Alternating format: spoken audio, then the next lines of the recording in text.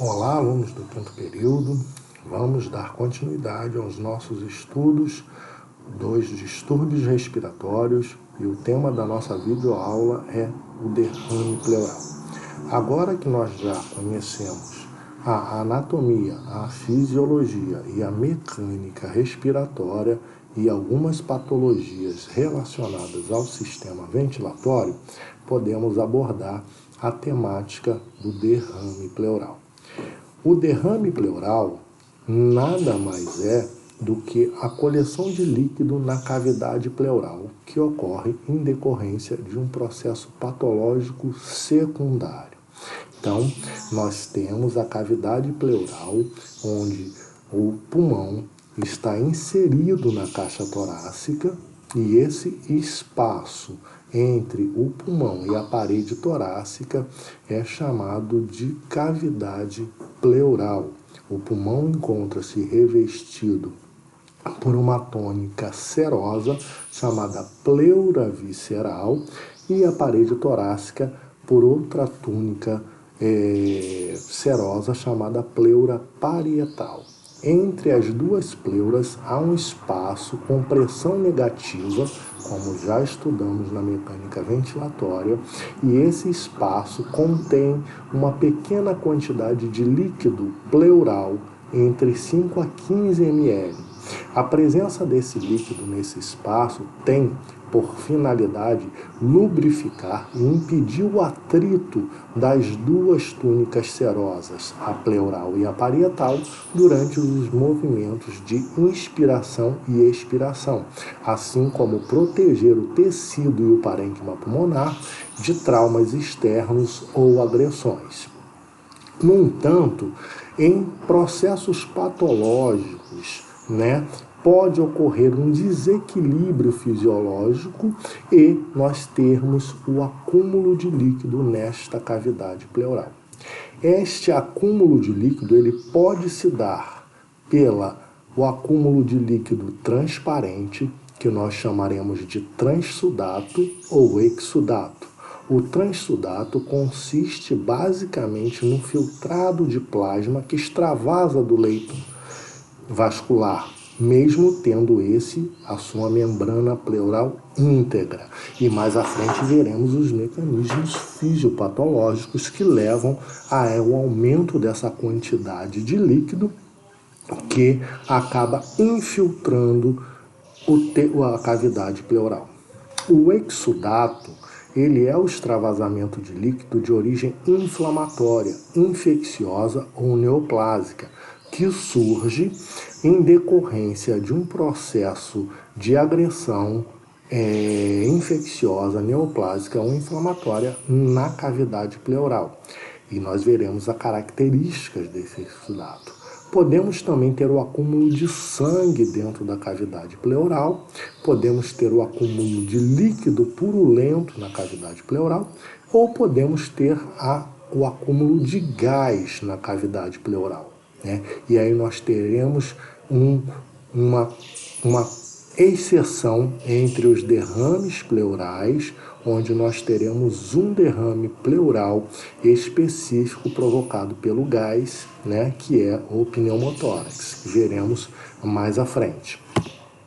Então, basicamente, o derrame pleural consiste no acúmulo anormal de líquido na cavidade pleural entre a pleura parietal e a pleura visceral, impedindo a expansão do pulmão. Vimos na aula de atelectasia, que qualquer constricção interna ou externa que promova o colapsamento dos alvéolos leva a uma atelectasia. Então, vimos também que o derrame pleural é uma das causas da atelectasia. Então, neste momento em que eu tenho o acúmulo de líquido na cavidade pleural, mesmo que o paciente inspire profundamente, este pulmão não consegue se expandir, pois eu tenho líquido dentro da cavidade pleural que não permite a expansibilidade desse pulmão.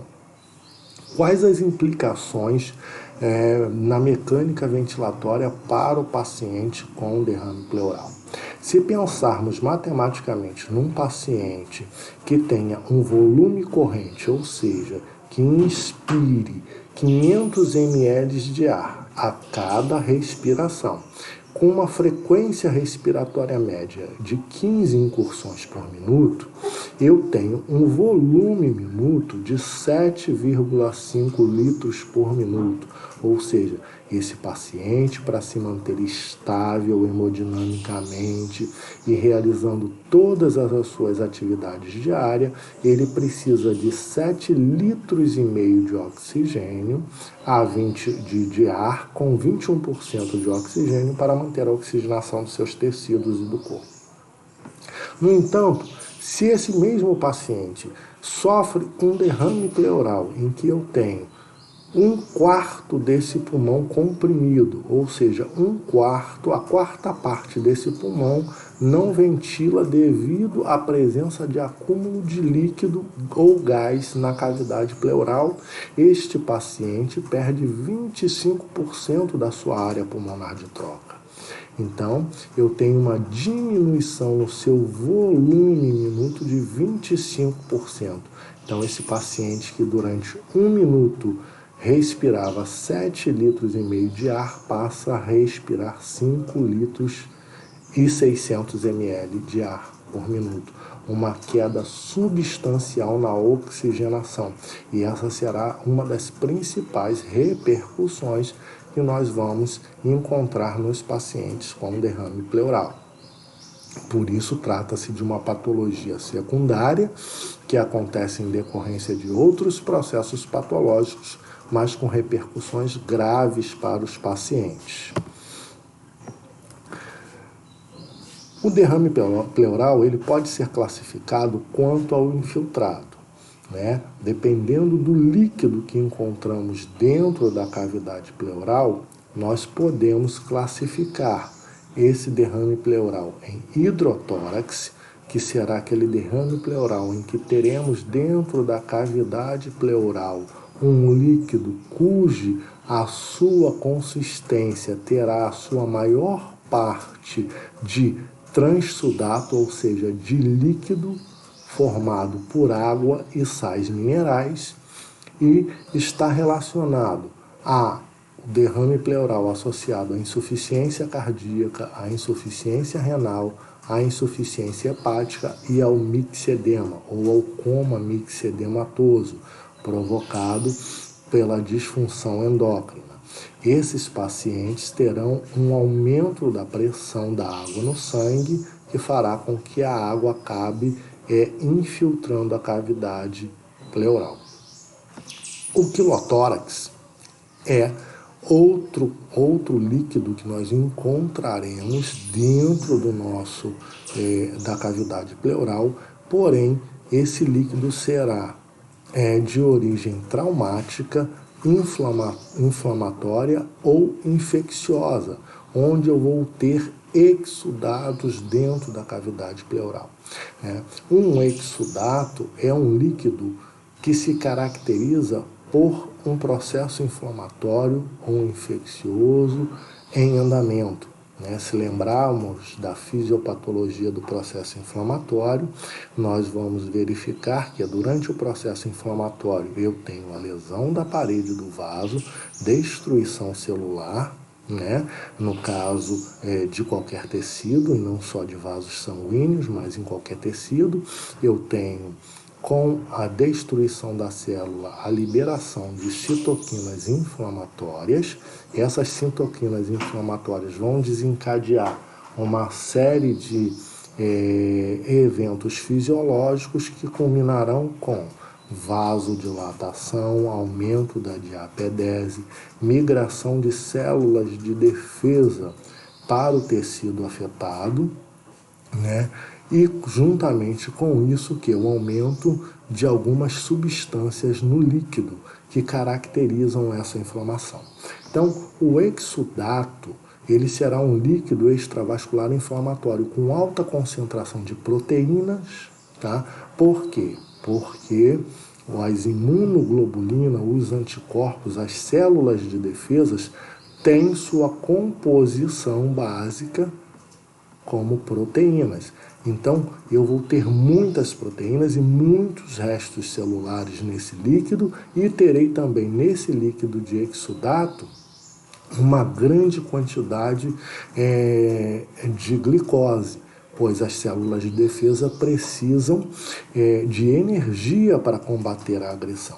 Então, uma das formas de definirmos se eu estou diante de um exudato pleural ou de um transsudato pleural, se o líquido que está dentro da cavidade pleural é um líquido oriundo de um processo de extravasamento vascular de líquido plasmático ou um extravasamento inflamatório, eu preciso coletar a proteína do sangue, a desidrogenase láctica do sangue e medir a proteína do líquido e a desidrogenase láctica do líquido e comparar.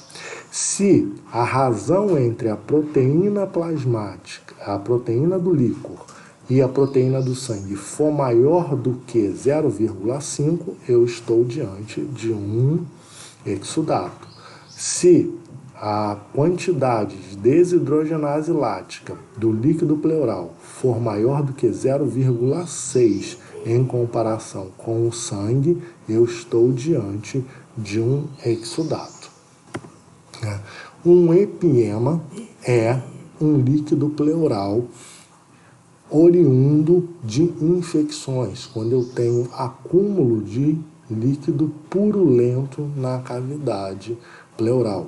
Então, toda vez que o derrame pleural se caracterizar por um líquido purulento, eu tenho a classificação de um empiema pulmonar. Os hemotórax são acúmulo de sangue na cavidade pleural e são decorrentes de lesões torácicas, complicações de cirurgia de tórax, neoplasia maligna, ruptura de grande vaso, e eles podem ser classificados em hemotórax mínimo, quando eu tenho de 300 a 500 ml de sangue na cavidade pleural, moderado, quando eu tenho de 500 a 1000 ml na cavidade pleural, e grande, quando eu tenho mais de 1000 ml de sangue dentro da cavidade pleural. E o pneumotórax, quando eu tenho ar dentro da cavidade pleural, quando eu tenho ruptura da área da membrana interna das pleuras viscerais, através de bolhas enfisematosas ou de processos que aumentem a pressão alveolar, fazendo com que essa fina camada serosa que recobre o pulmão, elas se rompam, permitindo a entrada de ar proveniente da respiração, ou através de traumas externos na parede do tórax, que acabam permitindo a entrada do ar atmosférico dentro da cavidade pleural. E aí nós teremos a presença do pneumotórax. Então, quanto à classificação dos líquidos, um exemplo de um transsudato, um líquido cristalino, sem origem inflamatória, apenas um produto de plasma sanguíneo, um exudato, um processo inflamatório, um líquido turvo, com grande quantidade de proteínas e glicose, o líquido purulento, e o sangue, que caracterizariam o nosso hemotórax. Bom, e dando seguimento às identificações dos fatores de risco, que, como já discutimos anteriormente, fazem base para os diagnósticos de risco, quais seriam os fatores de risco para que um paciente desenvolvesse um derrame pleural? A insuficiência cardíaca é um fator de risco para que o paciente desenvolva um derrame pleural, pois, como já sabemos, a insuficiência cardíaca leva a um aumento das pressões na pequena circulação, levando ao acúmulo de líquido dentro da pequena circulação e, consequentemente, aumentando a pressão hidrostática do sangue na região pulmonar, produzindo o edema pulmonar e muitas das vezes o extravasamento desse líquido para dentro da cavidade pleural. Os pacientes renais com síndrome nefrótica são pacientes, como já sabemos, não possuem a capacidade de eliminar líquidos, com isso acumulam líquidos na circulação, levando um aumento da pressão hidrostática do sangue, causando edemas em várias partes do corpo e, consequentemente, podem causar o infiltrado ou extravasamento de líquido pleural para dentro de líquido plasmático para dentro da cavidade pleural, causando o derrame pleural. O hidrotórax hepático, causado pela cirrose hepática, que leva também à hipertensão do sistema porta-hepático, levando ao aumento da pressão venosa central e, consequentemente, uma estase de líquido em todo o sistema da pequena circulação e das cavidades cardíacas direita, levando o paciente ao extravasamento. Doenças inflamatórias do trato gastrointestinal, como pancreatite, abscessos, todas as doenças que causam sepse ou síndrome da resposta inflamatória sistêmica aumentam a vasodilatação central do corpo, levando ao aumento da diapedese, ao aumento do processo inflamatório, que culmina com edema e, consequentemente, derrame pleural. Doenças do colágeno vasculares, como artrite reumatoide, lúpus eritematoso sistêmico, também são doenças que interferem na regulação das pressões oncóticas e coloidosmóticas do sangue, levando ao extravasamento de líquido para o intertício e, consequentemente, aumentando a presença de líquido no intertício, pode gerar um derrame pleural. Embolias pulmonares por obstrução maciça das vênulas e arteríolas pulmonares, levando ao aumento da pressão hidrostática do sangue naquele capilar. Reação medicamentosas, principalmente o uso de glicocorticosteroide, que aumentam a retenção líquida, infecções pulmonares como tuberculose e pneumonia, que podem levar às pleurites e às infecções pleurais, causando empiema. Então, nós temos aí uma gama de causas que podem gerar o derrame pleural. Como nós vimos, o derrame pleural ele é secundário a uma série de patologias prévias. Então, exudatos ou exudados inflamatórios com grande quantidade de célula, levando a constricção pulmonar por líquido proveniente de processos inflamatórios ou agressões do organismo. Eu vou ter as neoplasias, ou metástases, principalmente todos os tipos de câncer pleurais e pulmonares vão fazer essa alteração inflamatória, a tuberculose pleural, pneumonias bacterianas, embolia pulmonar, a pancreatite, a pleurite urêmica, entre as colagenoses, as doenças autoimunes vão levar o que? A exudados inflamatórios.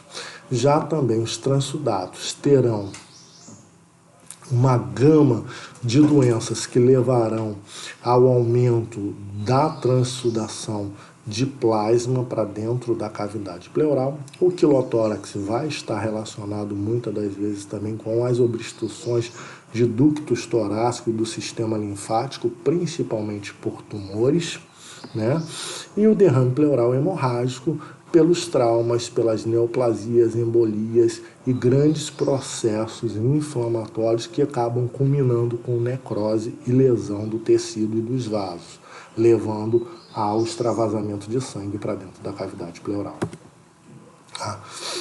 E como acontece esse derrame pleural? Qual é o processo fisiopatológico relacionado ao processo pleural? Então, nós temos a pleura visceral recobrindo todo o tecido, todo o intertício pulmonar. Nós temos a pleura parietal, recobrindo toda a parede muscular do tórax, tá? E entre elas o espaço pleural. Esse espaço que permite que o pulmão venha durante a inspiração, né? E diminua esse espaço, expanda, e durante a expiração recue, aumentando o espaço pleural, sem que haja atrito dessas duas tônicas.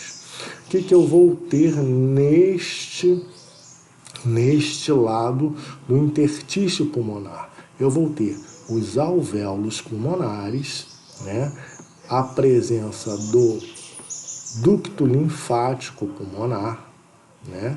E dos vasos sanguíneos. Nós sabemos que, à medida que o sangue chega através das artérias, ele vem em alta pressão, né? A pressão arterial ela é muito maior. Esse sangue arterial é um sangue rico em oxigênio, vitaminas e proteínas.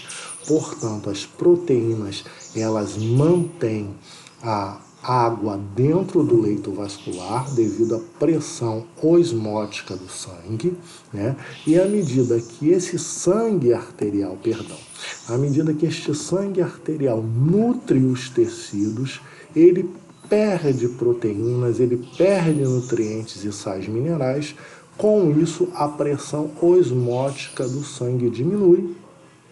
À medida que essa pressão osmótica diminui, o líquido presente na cavidade dentro do leito vascular, ele migra, ele sai do leito vascular por diferença de pressão para o interstício, de forma a levar o quê? Água e nutrientes para as células. Tá? À medida que essa água vai saindo de dentro do leito vascular, nas veias, nas vênulas, o sangue vai se tornando cada vez com menos quantidade de água. Com isso, a pressão hidrostática do sangue diminui a tal ponto que quando a pressão hidrostática do sangue é menor do que a pressão da água no interior do interstício, essa água tende a voltar ao leito vascular. Então eu tenho neste processo um processo de infiltração da água no tecido e um processo de reabsorção da água no tecido. Mas esse processo fisiológico não é um processo que acontece de forma efetiva em toda a sua magnitude. Nem toda a água que sai do leito vascular para o interstício, carregando proteínas e carregando também sais minerais, ele retorna ao leito vascular. Muito desse líquido fica disperso no tecido, né? E ele é captado pelos nossos vasos linfáticos. Os vasos linfáticos eles são responsáveis por reabsorver essa água que fica no interstício entre as células, devolvendo essa água ao leito vascular, né? Através dos ductos linfáticos que retornam no sistema venoso do corpo. Então nós temos aqui a pleura parietal, né? A pleura visceral revestindo o pulmão, e entre aqui o pulmão, né? A cavidade pleural. Essa é uma imagem cirúrgica de uma toracotomia, e por isso que a gente consegue visualizar, né? Então, como a gente já falou, né, esses capilares vão trazer a água para o interstício, essa água vai oxigenar, né, e vai nutrir o tecido, e aí toda a escória do metabolismo celular, do tecido, né, do processo de renovação das células, de apoptose, eles vão ser coletados pelo nosso vaso linfático, que fará a absorção de todo esse líquido intersticial, conduzirá até os nossos linfonodos, onde nós teremos lá as nossas células fagocitárias, que fagocitarão todas as células mortas e restos celulares, limpando essa linfa até que ela seja devolvida ao nosso leito vascular, recompondo o processo de equilíbrio hídrico do corpo. Em consequência de um derrame pleural, quando essa capacidade fisiológica de alguma forma é afetada, como nós já vimos, por diversas causas, nós vamos ter o acúmulo de líquido na cavidade pleural. E esse líquido na cavidade pleural irá fazer o quê? Uma constrição à expansão pulmonar, levando ao colapsamento de alvéolos pulmonares. E quais são os principais sinais e sintomas que vamos identificar nos pacientes com derrame pleural? Tosse, né? Esses pacientes terão bastante tosse, principalmente durante a inspiração. Por quê? Porque esse pulmão estará colapsado por uma constrição externa, levando que aos brônquios, a parede dos brônquios, que se encostem uma nas outras, dando a impressão ao nosso sistema nervoso central e às células caliciformes de que há um objeto estranho dentro das vias aéreas. E a resposta fisiológica do organismo é a tosse, na tentativa de expulsar algo que não está por dentro da nossa árvore brônquia, mas uma constricção que acontece pelo lado de fora. Então, um dos primeiros sinais e sintomas que nós teremos será a presença de tosse. Além disso, como nós teremos constrição da expansão pulmonar, esse paciente apresentará dificuldade de respirar. E a dificuldade de respirar nós descrevemos como dispneia. Com a diminuição da capacidade de respirar, esse paciente terá uma quantidade de oxigênio muito baixa no sangue circulante. Então, nós teremos aqui, através da oximetria de pulso, né, uma redução da quantidade de oxigênio. Isso provocará também a constricção e a dificuldade de expansão, dor pleurítica, ou seja, dor à inspiração. O paciente terá sua capacidade diminuída com presença de cansaço, astenia, devido à falta de energia ou pela diminuição da produção de energia através do processo aeróbico, dado a baixa de oxigênio no sangue. E em casos graves teremos a cianose, que é a manifestação clínica da hipoxemia ou da baixa quantidade de oxigênio circulante no sangue.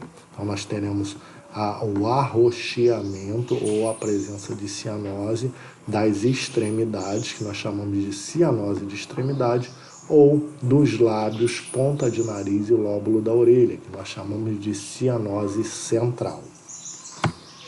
Então, a sintomatologia será a dor pleurítica, pelo acometimento da pleura, a tosse seca pelo estímulo pela torção das vias aéreas, a dispneia pela perda da área pulmonar ventilatória, o cansaço e cianose pela diminuição do oxigênio e a queda da saturação também pela diminuição do oxigênio, né? Como nós identificaremos as alterações através do exame físico? Então, na inspeção estática e dinâmica do tórax, nós vamos identificar a assimetria do tórax, pois uma parte do pulmão não expandirá de forma correta, pois está constricta por um derrame pleural. Redução da expansibilidade do hemotórax comprometido, né? Abaulamentos intercostais expiratórios vão estar presentes pela falta de expansão, e isso eu vou verificar durante a inspeção estática e dinâmica do tórax. A palpação do tórax, eu também vou identificar a assimetria do tórax, principalmente pela manobra de Ruwald, redução da expansibilidade do hemitórax comprometido e redução ou abolição do frêmito tóraco-vocal. Ou seja, através da palpação eu não serei capaz de sentir ou sentirei de forma bastante diminuída ou abolida, né, o frêmito tóraco-vocal, ou seja, o sentir o 33 vibrar na minha mão quando o paciente pronuncia essas palavras.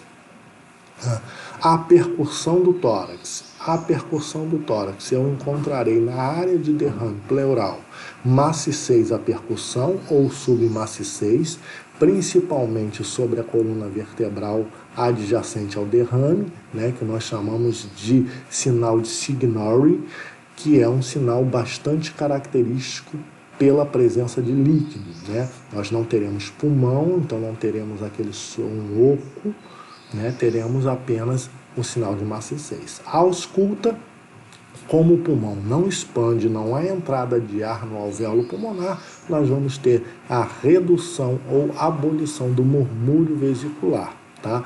Muitas das vezes com alguns sopros respiratórios, né? Com a ausculta da voz anasalada ou chamada egofonia ou da voz caprina, né? Paciente, nós vamos escutar a voz do paciente na ausculta pulmonar como se ele estivesse falando gemendo, uma voz muito tremida, a ausculta pulmonar. Esse é um achado importante que podemos encontrar, né, durante a ausculta do tórax num paciente com derrame pleural, né? Fatores relacionados à patologia de base, né? Podemos encontrar febre nesse paciente, principalmente nos derrames pleurais de origem infecciosos, inflamatórios ou por lesões neoplásicas, né? Presença de estertores crepitantes quando o derrame se dá por conta de transsudato, principalmente nos edemas pulmonares, na insuficiência cardíaca e nas lesões, né? Hipertensão pulmonar, edema, cianose, ascite e hepatomegalia e esplenomegalia nos derrames pleurais de origem hepáticas, tá? Do precordial e uma série de outros relacionados a todas aquelas causas que listamos e que vimos que podem servir de base para o desenvolvimento de um derrame pleural. Alterações de imagens que nós vamos encontrar no derrame pleural. Como nós vimos, o derrame pleural ele irá provocar o quê? Uma constricção pulmonar e, consequentemente, nós vamos ter, né, uma área colapsada do pulmão, né? Então ele vai me dar uma imagem de uma atelectasia, né? E como eu vou saber se aquilo é uma atelectasia por uma obstrução intrínseca do pulmão ou por uma obstrução extrínseca provocada pela presença de líquido na cavidade pleural? Então, alguns sinais na radiografia de tórax vão me denunciar essa presença de líquido na cavidade pleural. Um deles é um sinal clássico chamado parábola de Damosier. A parábola de Damosier nada mais é do que esta parábola criada pela imagem pulmonar, como se eu tivesse um U, né? Uma parábola matemática invertida, mostrando que esse pulmão está constrito pelo acúmulo de líquido. Outra técnica bastante viável para que nós tenhamos, né, a diferenciação de uma atelectasia para um derrame pleural é a realização da técnica radiológica, né, em que nós faremos uma radiografia do tórax com o paciente em incidência póstero-anterior ou antero-posterior, em pé ou sentado, e depois faremos uma radiografia de tórax com o paciente deitado. E aí, quando deitamos o paciente, nós verificamos que o líquido escorre por toda a área pleural, ocupando o ápice pulmonar. Essa técnica é chamada de técnica de Laurel. Também é bastante efetiva para que a gente verifique, né?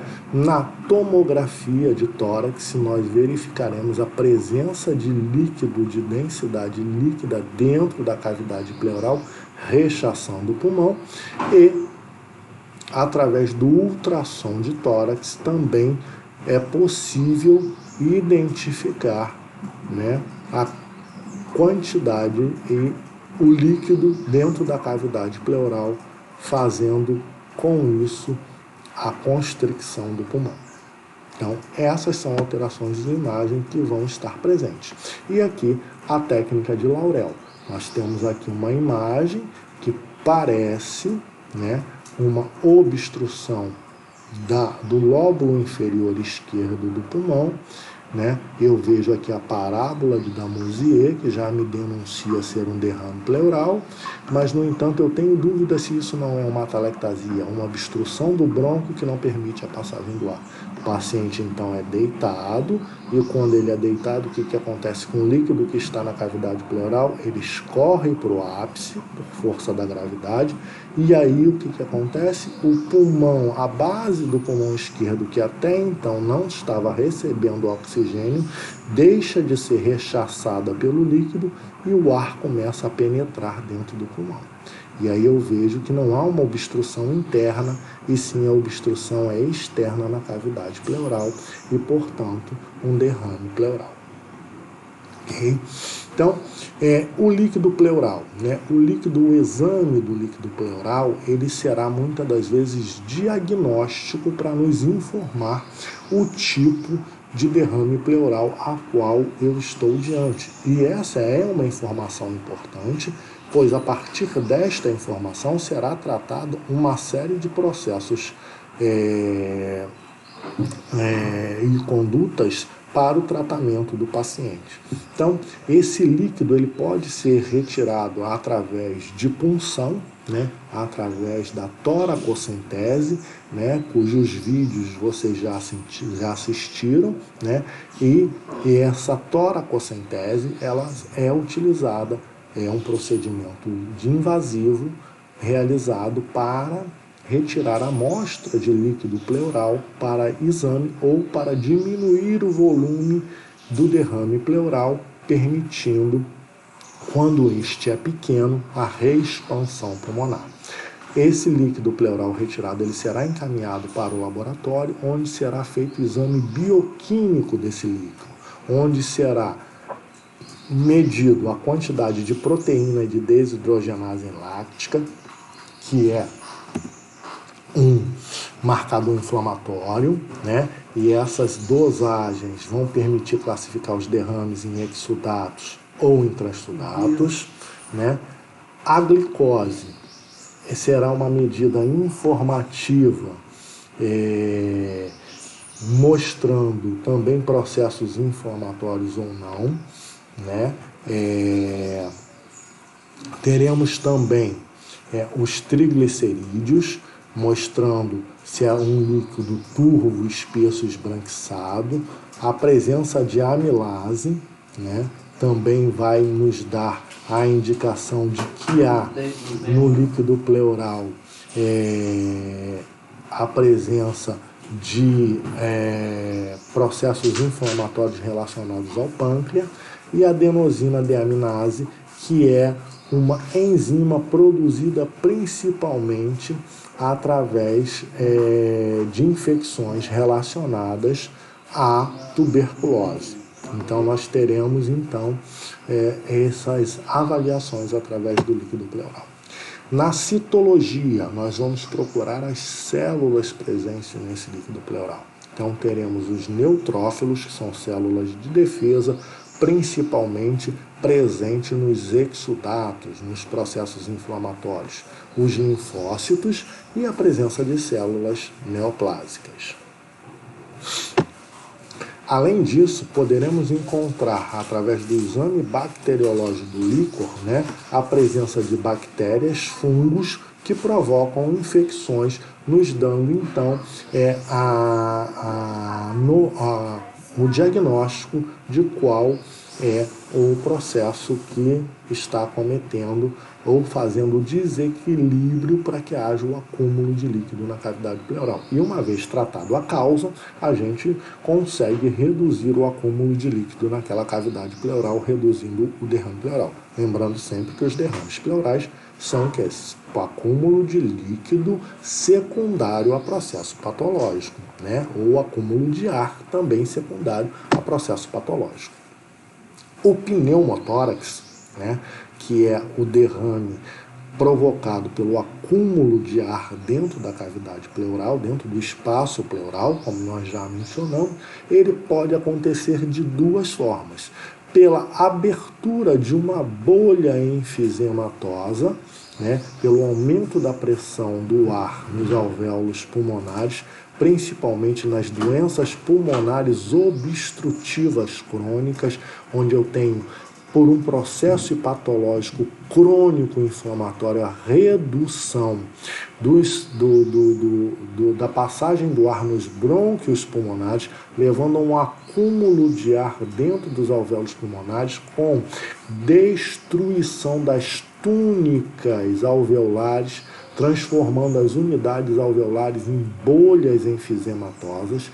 Essas bolhas enfisematosas podem ter a pressão tão elevada ao ponto de romperem a membrana parietal, a membrana visceral, da pleura visceral, fazendo com que o ar inspirado, então, seja encaminhado à cavidade pleural, provocando o pneumotórax.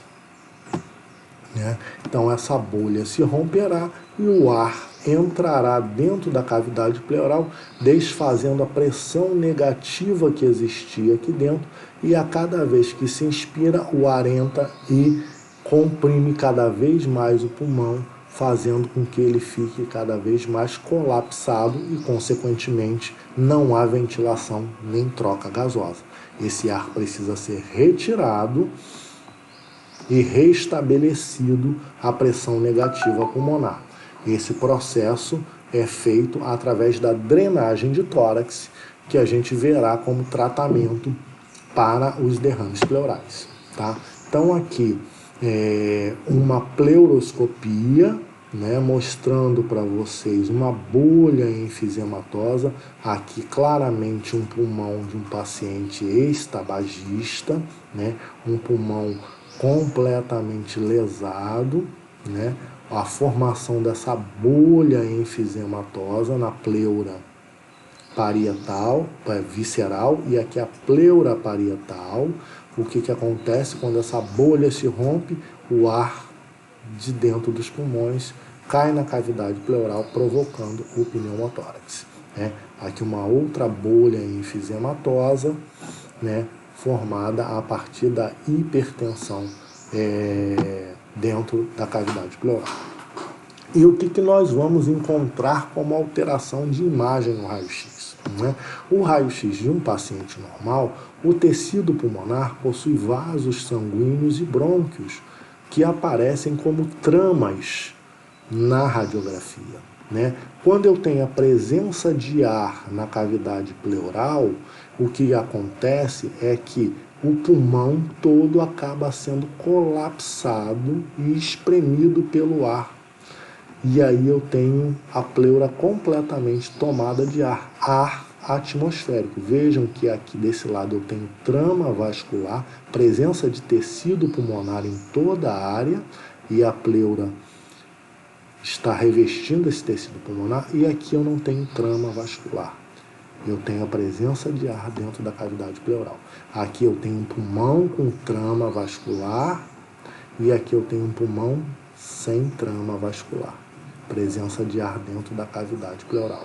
Um pneumotórax lá estabelecido. Através da tomografia de tórax, eu vejo de forma mais clara áreas com presença de ar comprimido o tecido pulmonar. Bolhas enfisematosas, bolhas de ar comprimindo o pulmão e, consequentemente, gerando um pneumotórax. Tá?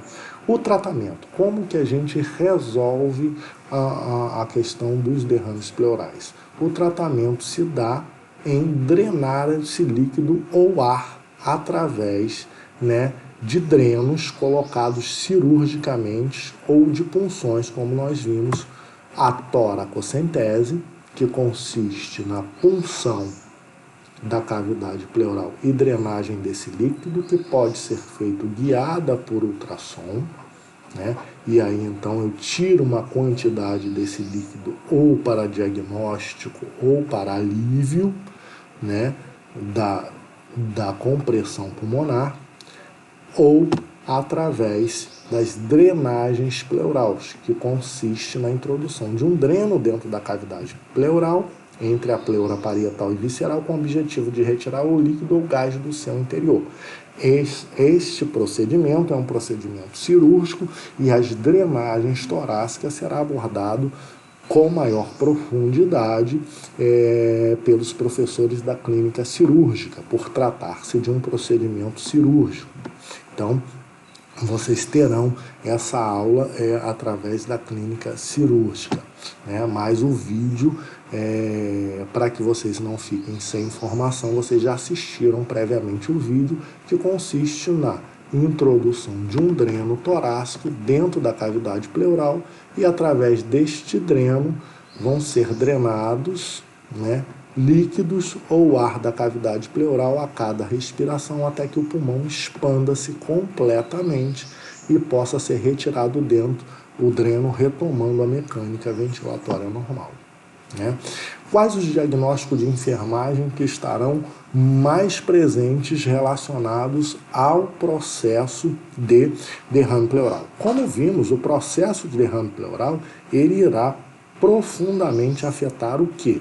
A nossa mecânica ventilatória. Então, o padrão respiratório ineficaz relacionado à obstrução respiratória vai ser um diagnóstico extremamente presente de enfermagem, né?